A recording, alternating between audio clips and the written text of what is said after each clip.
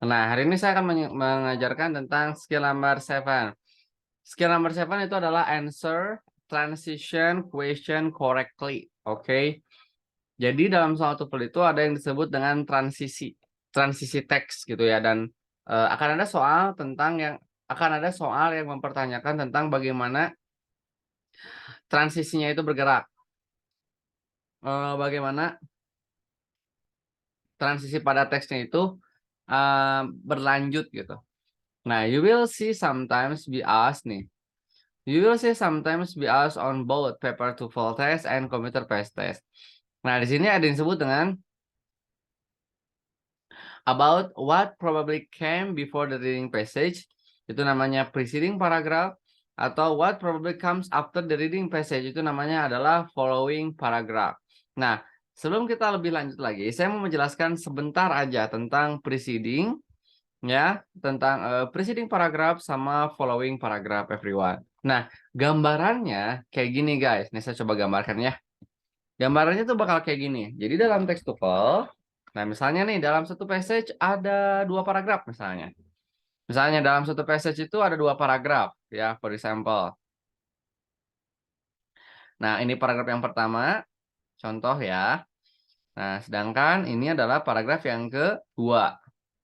Nah, tiba-tiba ada pertanyaan, what is the preceding paragraph of the passage? Berarti everyone, kalau misalnya ada kata-kata preceding, ya berarti itu mempertanyakan paragraf yang sebelumnya. Oke, preceding yang ini nih. Nih, ya, preceding.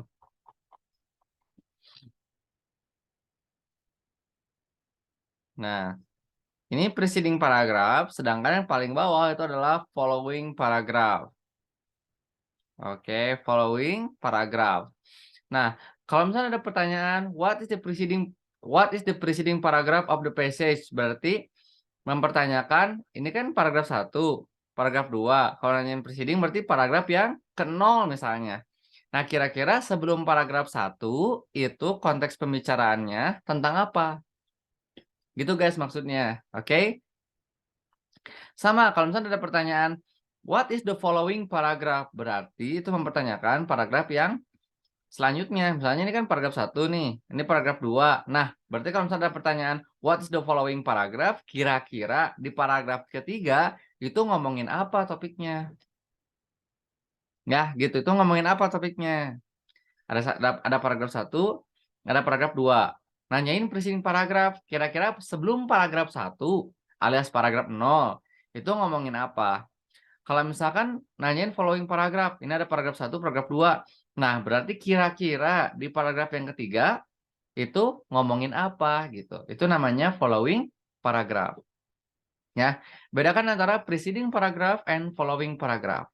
Ya, maksudnya kayak gitu. Oke, itu cara cepatnya lah ya. Itu cara cepatnya dari saya. Tuh, di sini ada penjelasannya lagi ya, everyone. Ya, bahwasanya question what probably came before the reading passage. Itu namanya preceding paragraph. Ya, came before. Or what probably comes after. Comes after berarti following paragraph. Of course, the topic of the preceding or the following paragraph is not directly stated. Betul sekali, tidak secara langsung dinyatakan. And you must draw conclusion to determine what is probably in this paragraph. Ya, jadi teman-teman harus menebak juga. Harus menyimpulkan, draw conclusion berdasarkan paragraf yang ada. Ya, misalnya paragraf 1 ngomongin tentang pentingnya diet. Paragraf 2 ngomongin tentang misalnya bahayanya diet. Nah, kira-kira paragraf 0 ngomongin apa tuh? Apakah definisi diet kan bisa ya? Definisi diet kah atau sejarah diet kah? Kan mungkin ya. Oke. Atau di paragraf ketiganya, di following paragrafnya kira-kira ngomongin apa tuh setelah membahas pentingnya diet dan bahayanya diet? Apakah mungkin saran untuk diet? Apakah mungkin makanan-makanan yang dipilih sebelum melaksanakan diet? Kan bisa aja ya. Kayak gitu. Nah, itu disebut dengan transition question. Ya, mempertanyakan paragraf yang sebelumnya dan paragraf yang sesudahnya, everyone. Gitu ya. Coba ke bawah lagi nih. Nah, Nih, saya mau jelasin dulu. This type of the question is a transition question. It asks you to demonstrate to demonstrate that you understand that a good writing contains transition. Oke, intinya adalah ngomongin preceding paragraph atau following paragraph. Nah, misalnya nih, ada soal kayak gini nih guys. Oke, there is a question like this. Coba, pertanyaannya adalah the paragraph preceding this passage most probably discussed. Kira-kira, probably discussed. Kira-kira, paragraf yang sebelumnya dalam teks ini akan membicarakan tentang apa? Ya, probably discussed. Kira-kira paragraf sebelumnya itu akan mendiskusikan tentang apa? Maksudnya kayak gitu guys ya. Nah, ini berarti kan paragraf 1, ini paragraf 2. Nah, paragraf sebelumnya nih, sebelum another meet ini ngomongin apa nih teksnya? Oke, silakan coba dijawab everyone. Silakan baca dulu teksnya, terus jawab. Kira-kira precedingnya atau paragraf yang sebelumnya mendiskusikan tentang apa ya? Oke, I give you 2 minutes. Come on, and then show your answers in the chat box. Silakan. Yo guys.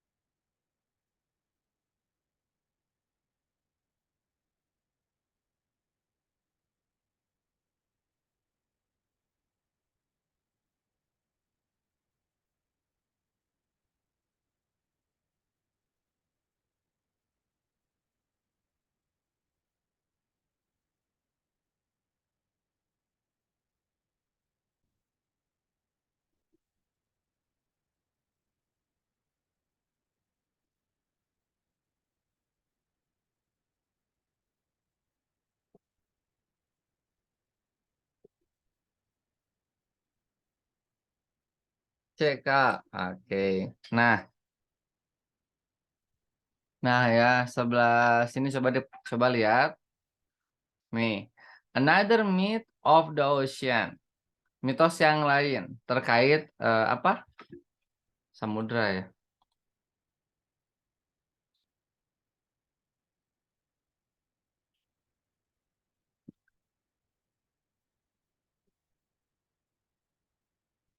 Oke.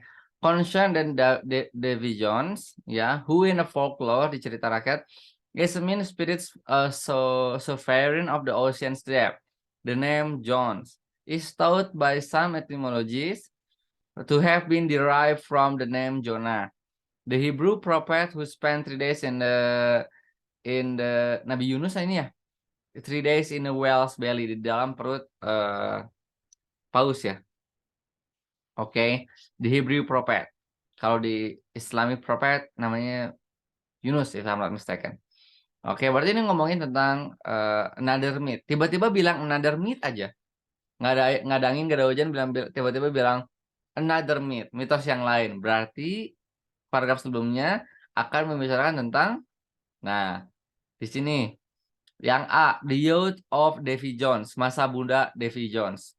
Nggak nyambung. Karena di sini tiba-tiba dia bilangnya mitos yang lainnya, ya, folklore yang lainnya. Yang B, Davy Jones career as a sailor. Nggak nyambung. Ya. Nomor C, yang C, different traditional story from the sea. Ini masuk akal. Yang D, preparing to travel on the ocean. Nggak nyambung. Berarti nomor yang ini, ya jenis pertanyaan ini isinya adalah betul sekali everyone yang C. Ya, a different traditional story from the sea. Oke, cerita tradisional yang berbeda terkait lautan atau samudra. Oke, ocean. Oh, lautan, sorry. Ya, kayak gitu ya. Berarti paragraf sebelumnya di paragraf 0 itu membicarakan tentang tradisi cerita sejarah. Cerita tradisional lah, cerita tradisional, cerita rakyat gitu ya. Tiba-tiba bilang di paragraf satunya another myth. Nah, berarti nyambung tuh. Mantap. Oke, jadi itulah disebut dengan transition question. Ke bawah lagi guys. Nah, kira-kira yang ini yang mana nih? Yo. Nah, pertanyaannya adalah sebelah sini. The topic of the passage following. Following. Berarti setelahnya. Ini paragraf 1, ini paragraf 2. Nah, kira-kira di paragraf 3 ngomongin apa nih? Oke. What's probably discussed? Kemungkinan apa yang didiskusikan? Silakan everyone. I give you 1 until 2 minutes. Come on.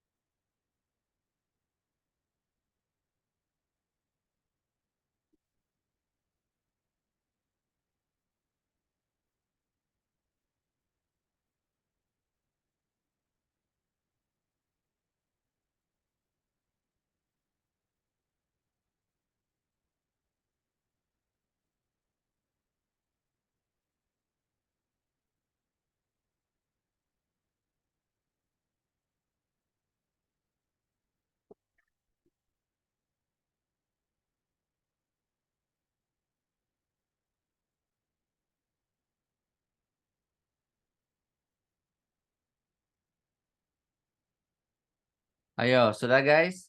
What's your answer?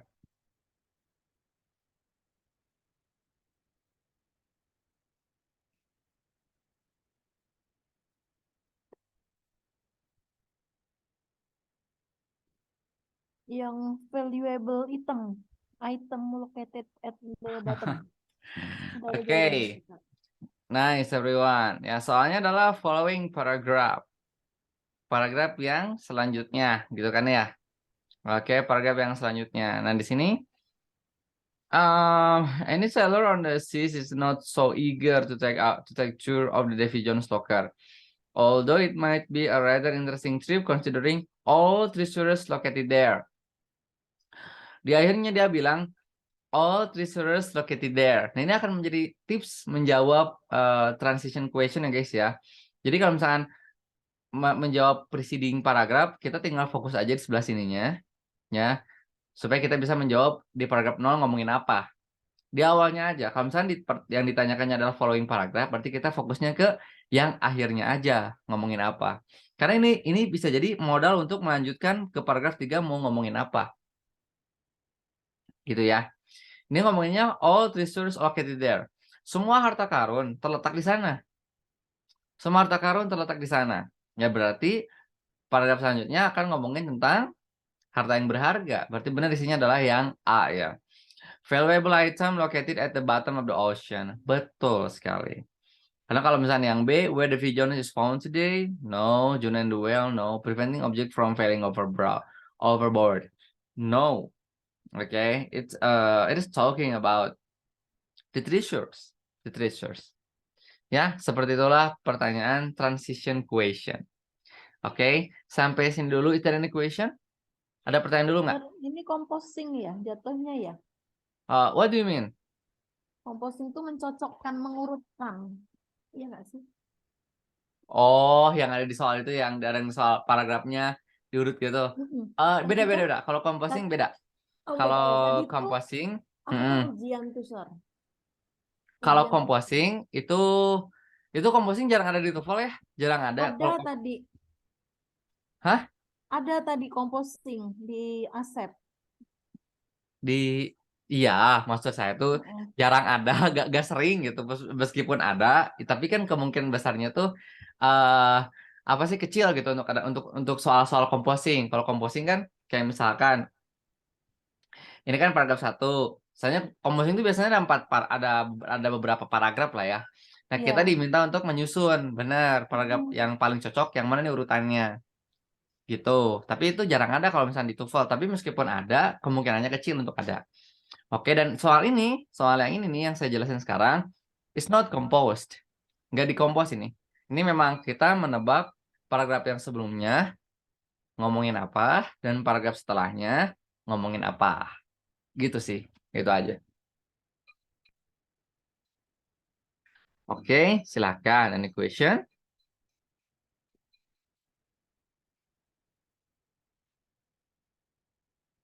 Ayo. Kalau cukup, saya lanjut nih. Lanjut, Sir. Lanjut. Oke, mantap. Ya. Nah, misalkan, oke deh, gini aja deh. Nih, saya mau ngasih soal dulu ke teman-teman. 2 aja. Udah nih kita lanjut ke materi yang selanjutnya. Another program instrumental in the popularization of the science was Cosmos. This series, broadcast on the public television, dealt with topic and issues from varied fields of science.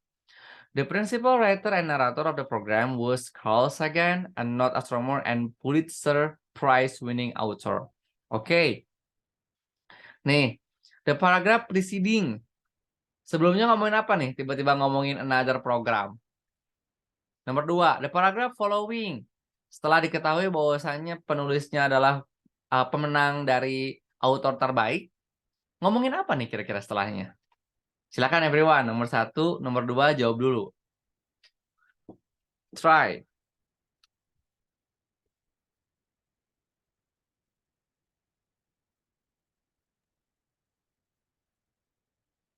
Nomor 2A, Sir. Oke, nomor 1 apa?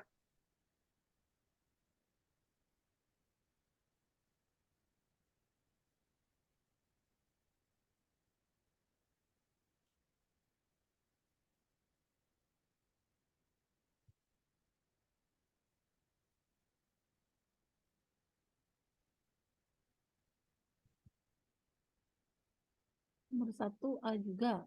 A juga. Oke. The Florence Scientific Television.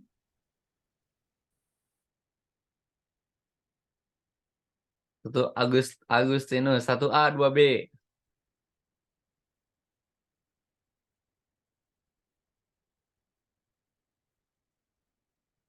Oke.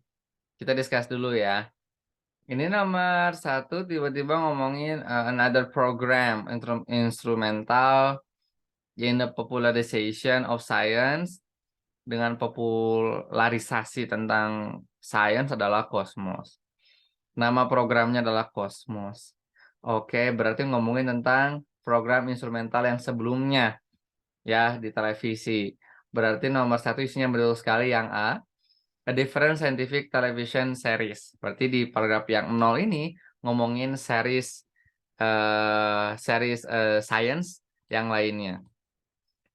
Oke, wait everyone. Wait dulu sebentar.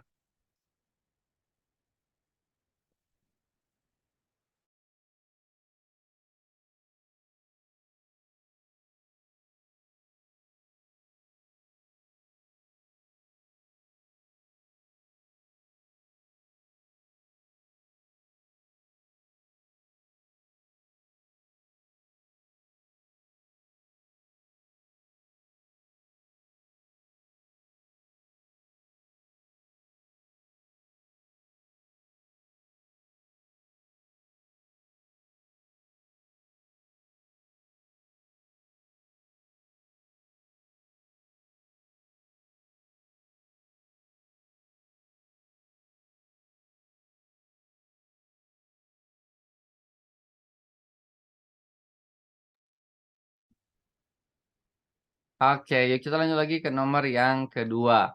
Yang kedua, nah di sini kan kita diminta untuk menjawab persoalan tentang following paragraph. Wait. Nah, the principal writer and narrator of the program was Carl Sagan. Ngomongin tentang principal writer and the narrator, ya. A not astronomer and Pulitzer Prize winning author.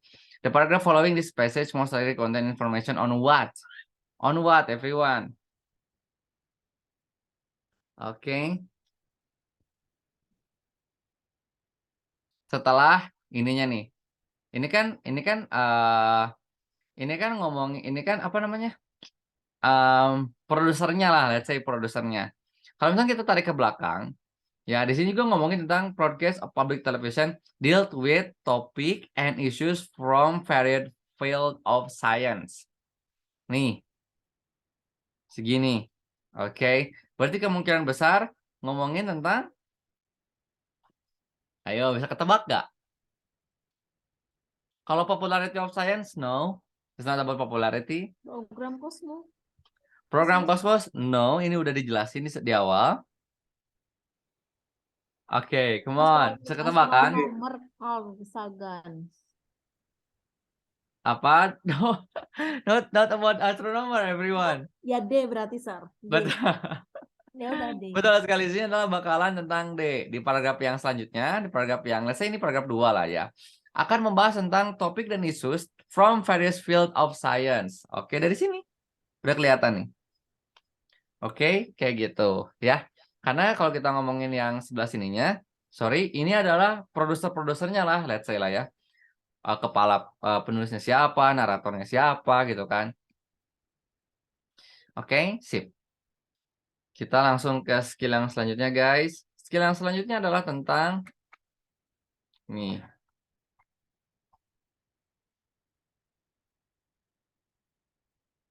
Oh, ada satu skill lagi kalau nggak salah mah. Wait. Wah, ini ada yang kelewat. Nah, ini vocabulary question. Wah, tiba-tiba exercise. Yo, vocabulary question. Nah, everyone. In the reading section of both paper dan lain-lain ya, ini vocabulary sangatlah penting. Sebentar, guys. Saya pernah nggak ya merekomendasikan aplikasi yang harus teman-teman download untuk latihan vocab di rumah? Saya pernah nggak? Belum. Belum pernah ya? Belum, Sir. Coba sekarang teman-teman ketik di HP-nya ya. Namanya Vocabulary Builder. Nih saya chatting. Langsung download ya. Saya pakai ini everyone untuk menambah wawasan vocabulary saya. Coba. Aplikasinya checklist warna hijau dari Mangos. Itu aplikasi keren banget, bagus banget. Untuk menambah vocab sehari-hari. Ya pakailah sehari 5 menit lah belajar di sana gitu. Luangkan waktu 5 menit sampai 10 menit untuk belajar vocab menggunakan aplikasi itu. Karena TOEFL juga vocabnya lumayan ya guys ya. Lumayan soal-soal di TOEFL itu vocabnya. Jadi saya minta teman-teman buat perkaya gitu. Perkaya dan tambah vocabnya. Oke. Satu lagi. Apa? Di Play Store. Di Play Store, benar. Kalau di iPhone atau di apa? Di App Store ya. Saya nggak tahu tuh apakah ada atau enggak. Ini saya merekomendasikan di Android ya. Coba-coba di iPhone ada nggak? Vocabulary Builder. Checklist warna hijau. Sama satu lagi, wait guys. I need to open my phone. Vocabulary. Oke. Yang warna hijau ya. Yang warna hijau, benar checklist. Sebentar guys, saya cek dulu guys. Satu lagi nih. Sudah.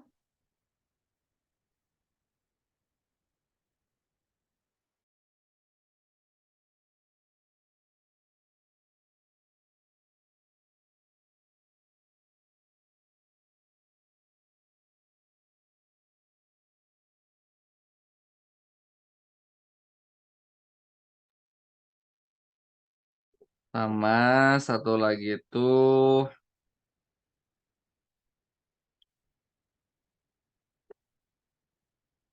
ini harus create akun ya. Yang ini tadi create akun ya, Sir ya.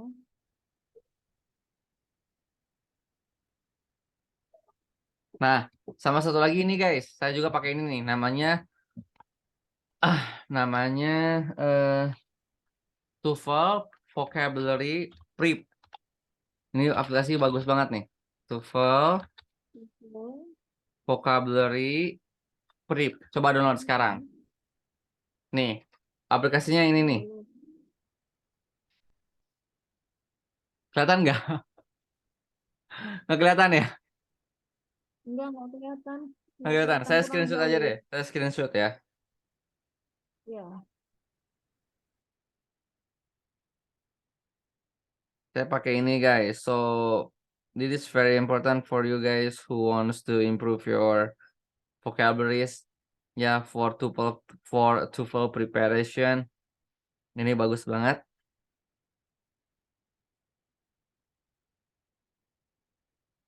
Tuh, udah. Jadi saya merekomendasikan dua aplikasi ya. Dua aplikasi yang harus teman-teman download. Oke. Kayak gitu ya. Yuk kita lanjut lagi guys. Nah, vocabulary. To answer vocabulary question,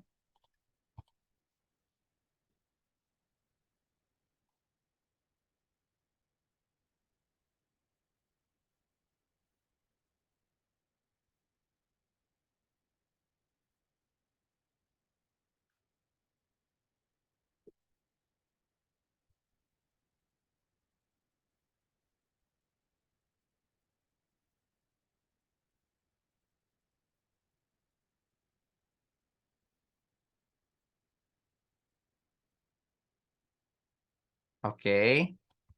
Kita lanjut lagi. To answer vocabulary question, of course, helpful you know the meaning of the word that is being tested. Sangatlah penting gitu ya untuk mengetahui makna kata yang ada di tesnya. Nah, tapi it's not always necessary for you to know the meaning of the word. Often there are skills that you can use to help you find the correct answer to the question. Ya, misalnya ada finding definition from structural clues, ada determining meanings from the word parts, and using context clues to determine the meanings. Nah, ini kalau misalkan teman-teman nggak tahu arti dari katanya, ya teman-teman bisa menggunakan 3 tips ini gitu maksudnya. Ya, yang pertama, finding definition from structural clues, jadi menemukan definisinya dari strukturnya. Yang kedua, determining meanings from word part, dari bagian-bagian katanya, apakah ya adjective, verb, dan lain-lain. Menggunakan konteks, ini kira-kira konteksnya lagi ngomongin apa gitu, untuk menentukan ini maksudnya apa. Nah, nomor 8 nih, find definition from structural clues. Maksudnya apa nih structural clues gitu ya. Berarti when you are asked nih, when you are asked to determine the meaning of the word in the reading section of either paper dan lain-lain gitu ya, it is possible that the passage provide information about the meaning of the word. Ya, passage memungkinkan sekali menyediakan informasi dari makna setiap katanya. And there are structural clues to tell you that definition of the word is included in the passage. Look at multiple choice example. Nah, sebelah sini everyone. Ininya berarti kosakatanya terstruktur gitu ya. Nih, kalau terstruktur ada pengulangan. Behaviorism itu apa? Behavior atau apa gitu. Nah, silakan nih. Nomor 1 contoh menebak kosakata dengan menggunakan structural clues. Ya, misalnya teman-teman nggak tahu nih arti behaviorism, ya nggak usah khawatir, biasanya ada penjelasannya setelah ini nih. Ini penjelasannya kan? Oke, itu disebut dengan struktural. Jadi udah tersusun gitu. Jadi maknanya juga udah dikasih tahu sendirinya. Jadi nggak usah khawatir nih. In behaviorism in line 2, a psychologist is concerned with. Nah, kita nggak tahu nih arti behaviorism. Dan pertanyaannya juga kebetulan bukan makna per kata, tapi malah mempertanyakan psikologi is concerned with fokus pada apa tuh? Nah, di sini ada psychological thought in the 20th century is behaviorism. Oke. Jadi behaviorism berarti ilmu tentang kelakuan ya. Kelakuan orang ya. They believe that the role of psychologist is to study about behavior which is observable. Oke. Jadi mempelajari tentang behavior, ya tindakan atau kelakuan lah ya, yang mana itu adalah bisa diobservasi. Berarti psychologist concern with observable action. Betul sekali. Isinya adalah yang C. Tuh kan? Makna ini dijelaskan pada teksnya sendiri. Nah, itu yang disebut dengan structural clues. Oke, dijelasin. Nah, paham ya? Nah, yang kedua, coba-coba. Yang kedua lagi, tiba-tiba yang kedua. Nah, ini adalah behaviorism. Sebentar.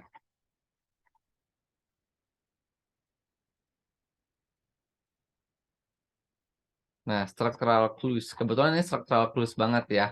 Nah, sekarang ini yang sebelah sini nih. Nih, everyone. Kalau ini menentukannya dengan berdasarkan konteks. Oke, berdasarkan konteks. Berarti ini adalah strategi nomor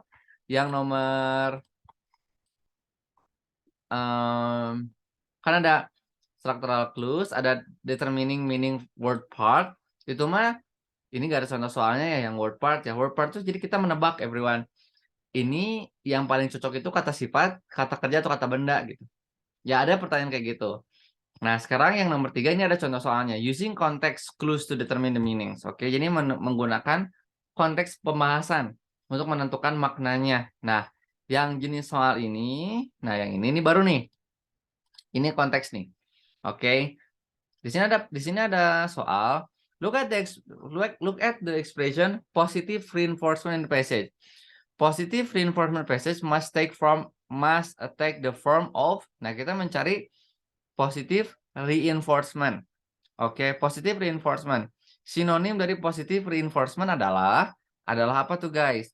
Nah, misalnya kita nggak ngerti reinforcement aja, kita nggak ngerti apa ya reinforcement gitu kan? Nah, kita bisa menebak lewat maknanya. Kita bisa menebak lewat konteks yang sedang dibicarakannya. Misalnya nih, he came to a belief that positive reinforcement such as a prize, food, or money were more effective in promoting good behavior than negative reinforcement or punishment. Oke, berarti positive reinforcement itu adalah sesuatu yang seperti pujian, dikasih makan atau dikasih uang gitu kan. Berarti positive reinforcement itu adalah reward ya. Reward benar. Bedakan ya guys ya, a gift sama reward. Bedakan. Gift sama reward. Kalau misalkan a gift itu dikasih cuma-cuma. Kayak gift itu dikasih cuma-cuma, kayak misalkan ulang tahun itu gift namanya. Oke. Tapi kalau misalkan reward itu si orang harus ngelakuin sesuatu dulu. Oke, that person, even that someone need to do something first. Ya. Kayak misalkan ya kayak gini nih, misalnya dia nyuci piring dulu gitu. Nah, dia nyuci piring dulu, dia belajar dulu, dia apa gitu, baru aja dikasih makan atau dikasih uang gitu. That's a positive reinforcement. Kenapa kita bisa menebak reward, enggak gift? Karena kita sedang membicarakan tentang behaviorism. Ngebehave, memperlakukan. So kan, berarti kita bisa menebak kata-kata ini berdasarkan konteks yang sedang dibicarakan. Gitu, guys. Paham? Paham? Tapi tetap everyone, lebih enaknya lagi mah kalau misalkan kita paham wordnya. Kita ngerti wordnya yang sedang dibicarakannya. Itu lebih enak lagi. Jadi kita nggak usah structural clues, nggak usah contextual meaning, nggak usah. Karena kita sudah ngerti arti reinforcement, kita ngerti arti yang lain-lain, kita ngerti gitu ya. Gunakan dua aplikasi yang tadi saya sarankan everyone ya untuk belajar di rumah. Saya sarankan luangkan 5 sampai 10 menit untuk buka aplikasi itu, langsung scroll sambil belajar.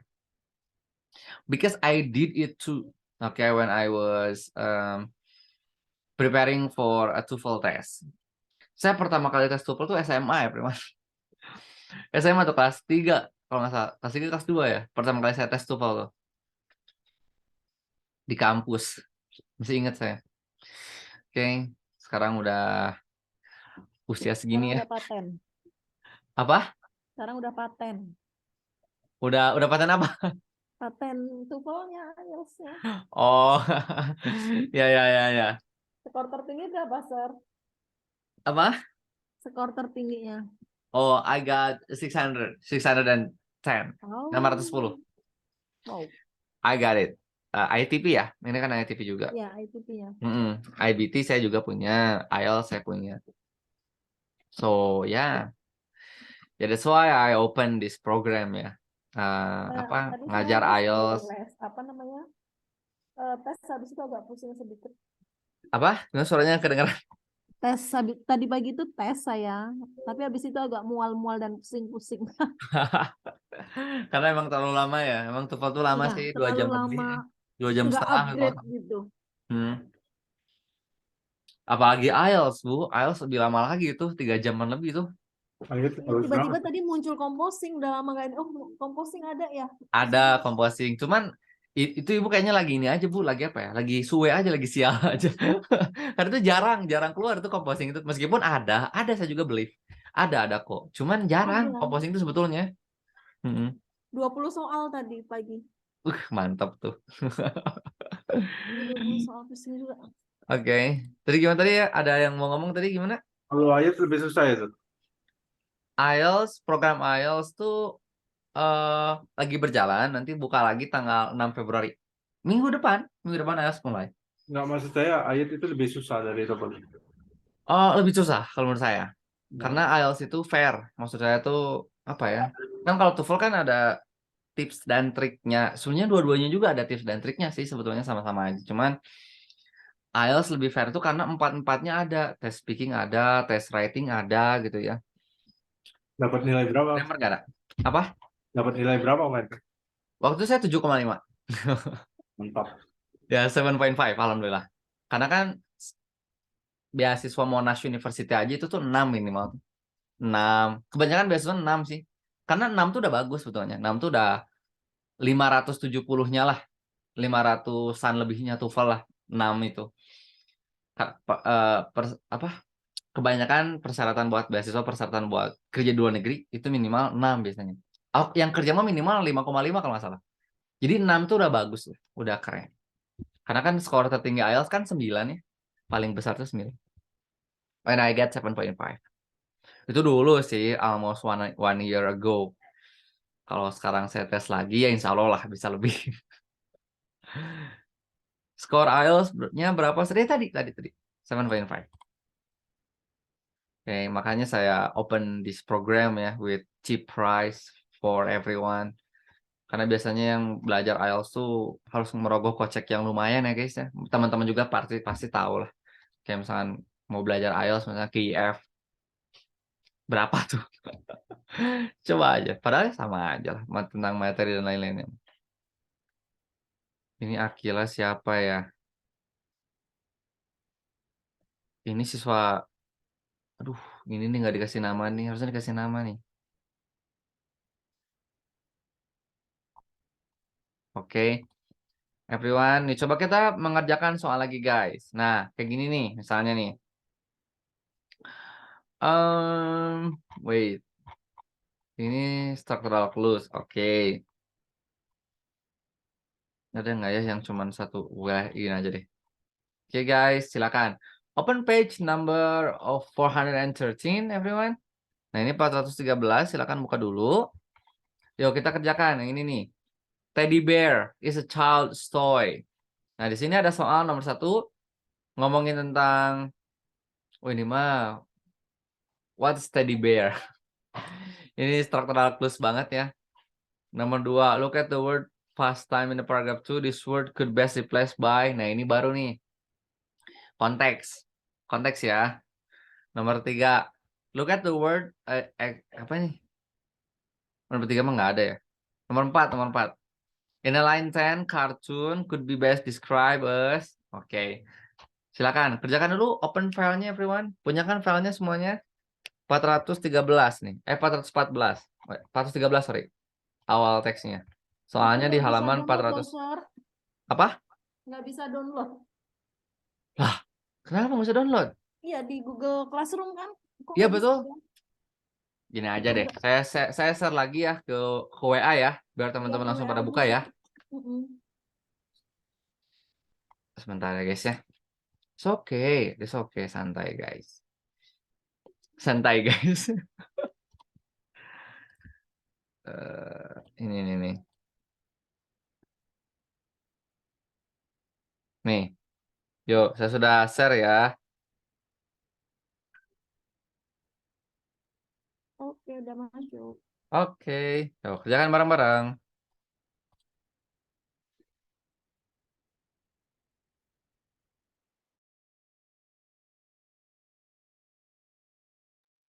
Susah deh guys ya, kemarin saya nggak bisa ngajar. Duh, asli perih banget nih lidahnya. Pertama kalinya nih saya serewan di lidah, coba. Kalau ngomong tuh sakit.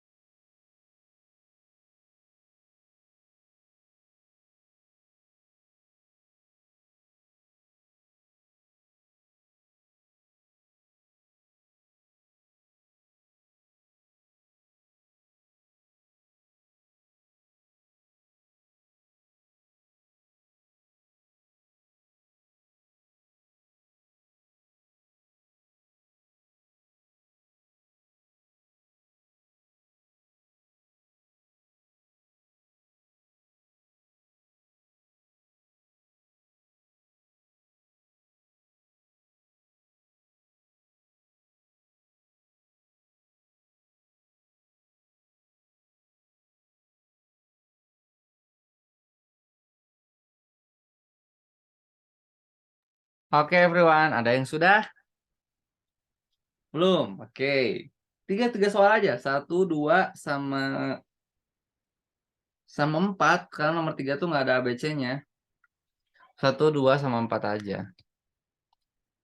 Done, sir. Oke, go. Kita coba ya. The teddy bear is a child's toy. Child's toy. A nice soft stuffed animal suitable for cuddling. Okay. It is, however, a toy with an interesting story behind it. Theodore Roosevelt, or Teddy as he was commonly called, was President of the United States from unusually active. He was unusually active man with a varied pastimes, one of which was hunting. Wait. One of which was hunting. Okay. One day the president was invited to take part in a bear hunt. And inasmuch as Teddy was a president, his host wanted to ensure that he caught a bear. And a bear was captured, clanked over the head to knock it out, and tied to a tree. However, Teddy, who really wanted to hunt a bear, refused to shoot the bear and in fact demanded that the bear be extricated from the ropes. That is, he demanded that the bear be set free. The incident attracted a lot of attention among journalists, first as a first cartoon drawn by Clifford, Berryman, dan bla bla bla gitu ya. To make fun of the situation. Appeared in the Washington Post, and the cartoon was widely distributed and reprinted throughout the country. Then toy manufacturers began producing a toy bear, which they called a teddy bear. The teddy bear became the most widely recognized symbol of a Roosevelt presidency. Okay. Number 1. According to the line 1, only line 1 everyone ya. Teddy bear itu adalah apa tuh guys? Teddy bear.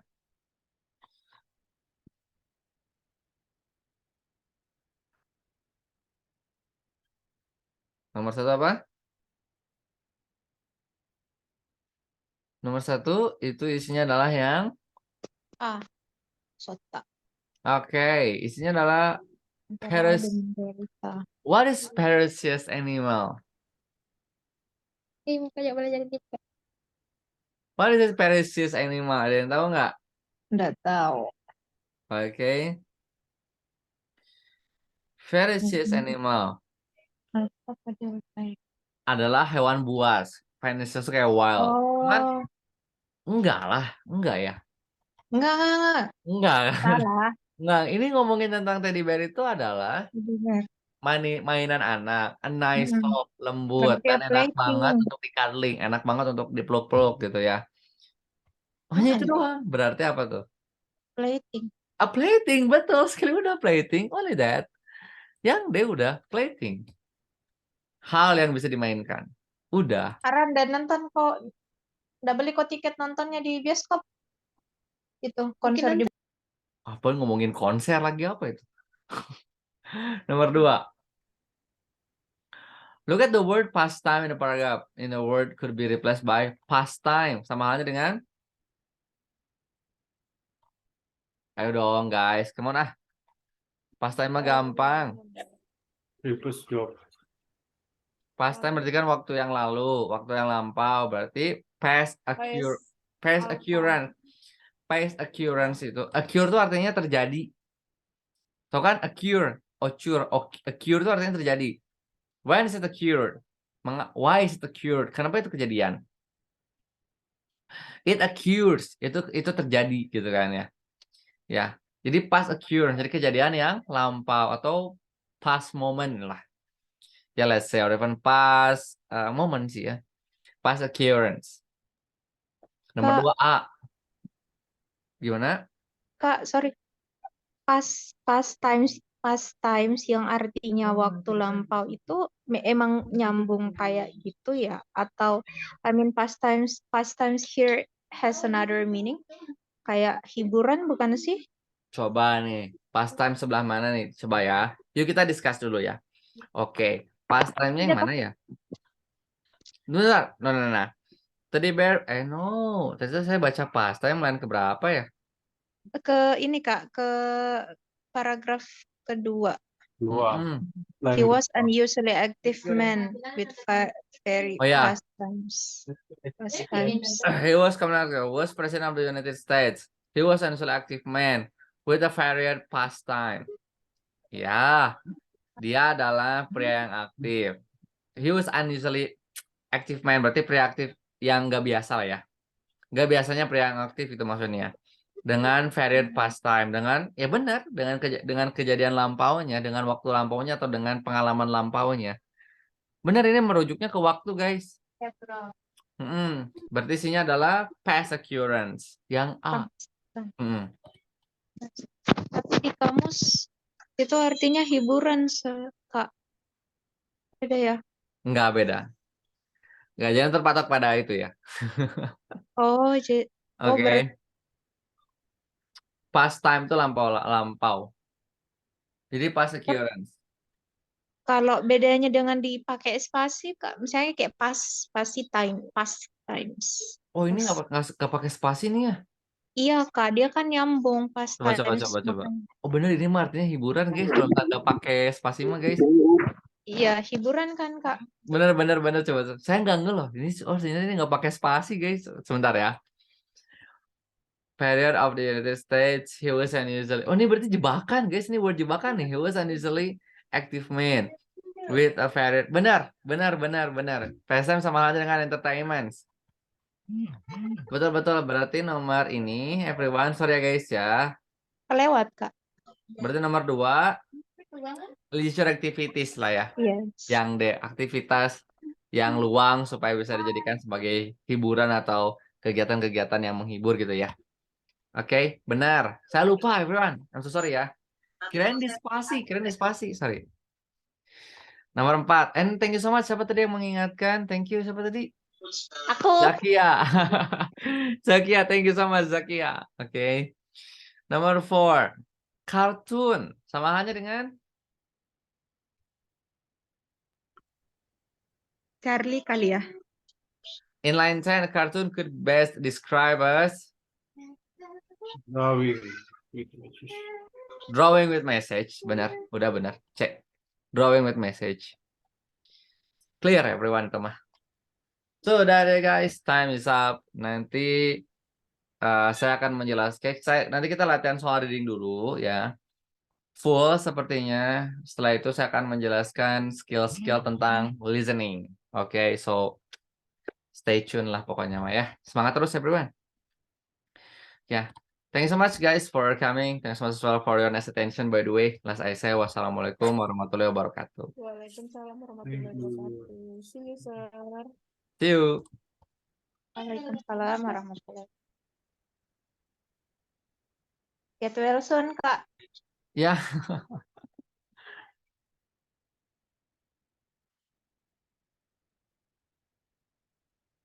Sir, kok TOEFL class?